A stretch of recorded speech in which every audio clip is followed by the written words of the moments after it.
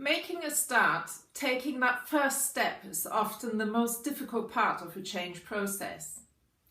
Talking about change and even dreaming about your new life are all great things to do. They are an important part of the process. They help you to be creative and they help you to think big without the constraints of any practicalities. But then there comes a point in the process when you have to move from theory to practice. And it's that step that most people find really difficult.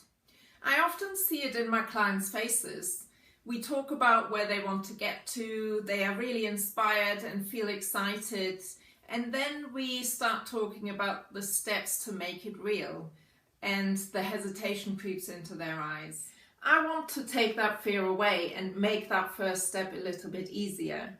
Here are a few tips that might help. Tip number 1 is to make the first step really small. It's less scary and at least it gets the ball rolling. Tip number 2 is to remind yourself that nothing is set in stone. You can and probably will change again, and you can always adapt as you go along. Tip number 3 is to have a plan. It calms your nerves if you know you've gone through a thought process that was rational and you've thought through different scenarios. Tip number 4 is to take a balanced view.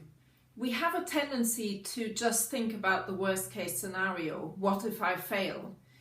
But it's good to consider the other side of the coin as well. The best case scenario is perfectly possible as well. Tip number 5 is to say it out loud. Tell some trusted individuals about your plans. It makes it more real and gives you some accountability. And it helps you to get comfortable with your new reality. My final tip is to be brave. Take some risks. Being brave doesn't mean that you don't feel fear. It means you face fear. And remember, fear is the very similar feeling to excitement. Change is scary, and the first step often is the scariest. You can use the energy that these feelings come with as motivation and as drive.